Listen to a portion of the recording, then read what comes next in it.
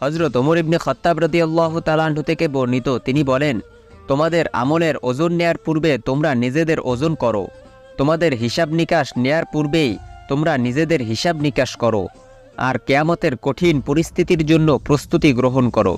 কেননা আল্লাহ তাআলা সূরা হাক্কর 18 নং আয়াতে ইরশাদ করেন, সেই দিন তোমাদের উপস্থিত করা হবে, তোমাদের কোনো গোপন বিষয় আর গোপন থাকবে না।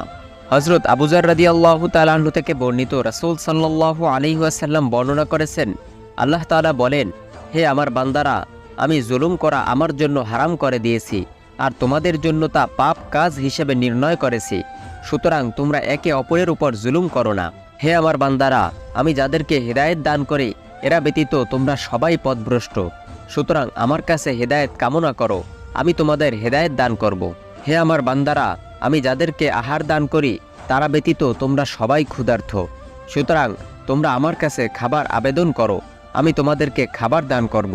হে আমার বান্দারা, আমি যাদেরকে বস্ত্র দান করি এরা ব্যতীত তোমরা সবাই বিবস্ত্র, সুতরাং আমার কাছে বস্ত্র কামনা করো, আমি তোমাদেরকে বস্ত্র দান করব।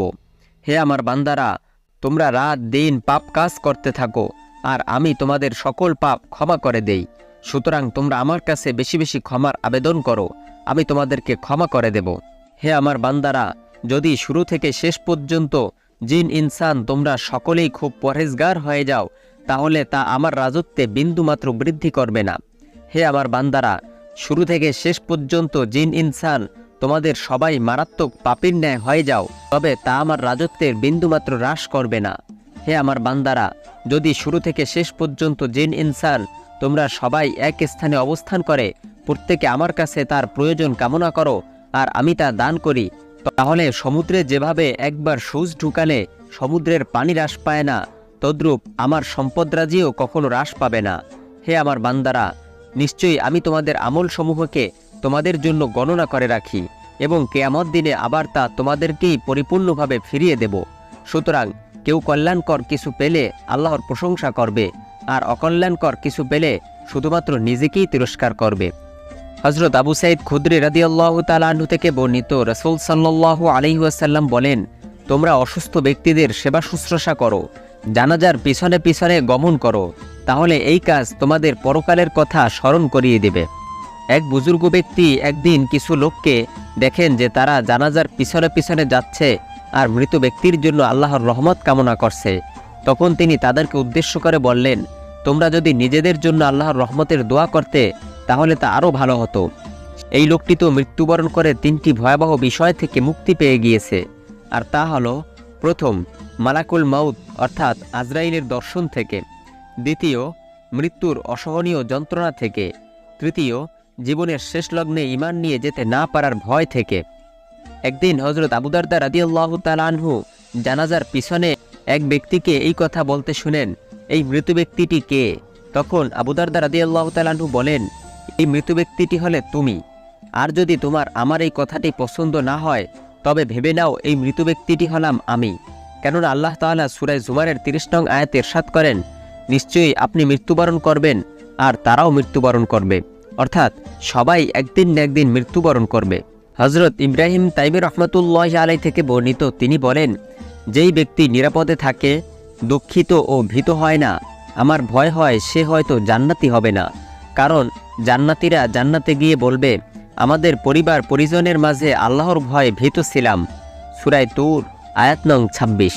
হযরত হাকিম রহমাতুল্লাহি আলাইহি থেকে বর্ণিত, তিনি বলেন, যেই ব্যক্তি 3টি বিষয়ে চিন্তিত ও দুঃখিত হবে সে আখেরাতে চিন্তিত ও দুঃখিত হবে না।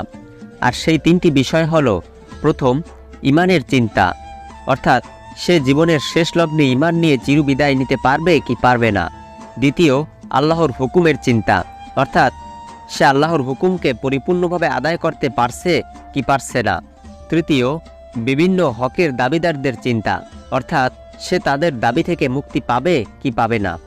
হযরত আব্দুল্লাহ ইবনে মাসউদ রাদিয়াল্লাহু তাআলা আনহু থেকে বর্ণিত, রাসূল সাল্লাল্লাহু আলাইহি ওয়াসাল্লাম বলেন, আল্লাহর ভয় যদি কোনো বান্দার চোখ দিয়ে মাছি অথবা মাছির মাথার ন্যায় অশ্রু বের হয়, অতঃপর তা গণ্ডদেশে স্পর্শ করে, তাহলে ওই জায়গা কখনো জাহান্নামের আগুন স্পর্শ করবে না। হযরত হাসান বসরি রহমাতুল্লাহি আলাইহি থেকে বর্ণিত, রাসূল সাল্লাল্লাহু আলাইহি ওয়াসাল্লাম বলেন, 2 ফোঁটা অশ্রু আল্লাহর কাছে অধিক প্রিয়, আর তা হলো, প্রথম, রাতের অন্ধকারে এক ফোঁটা অশ্রু, দ্বিতীয়, আল্লাহর পথে এক ফোঁটা অশ্রু। হযরত আনাস ইবনে মালিক রাদিয়াল্লাহু তাআলা আনহু থেকে বর্ণিত, রাসূল সাল্লাল্লাহু আলাইহি ওয়াসাল্লাম বলেন, কোনো চোখ অশ্রুসজল হলে আল্লাহ তাআলা জাহান্নামের জন্য তাকে দগ্ধ করা হারাম করে দেন। আর যদি অশ্রু উপচে চেহারায় পড়ে, তাহলে সেই চেহারাকে মলিনতা ও লাঞ্ছনা আচ্ছাদিত করবে না, কারণ এক ফোঁটা অশ্রু আগুনের সমুদ্রকে নিভিয়ে দেয়।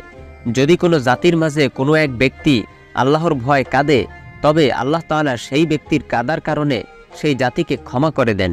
প্রিয় সুধী, আল্লাহ তাআলা আমাদের সকলকে পরকালের চিন্তা করে দুনিয়ার গুনাহ থেকে বেঁচে থাকার তৌফিক দান করুন। আজ এ পর্যন্তই। আমাদের চ্যানেলে নতুন হয়ে থাকলে সাবস্ক্রাইব করার অনুরোধ রইল। ভিডিওটি ভালো লাগলে লাইক, কমেন্ট ও শেয়ার করে অন্যদের দেখার সুযোগ করে দিন। আসসালামু আলাইকুম ওয়া রাহমাতুল্লাহ।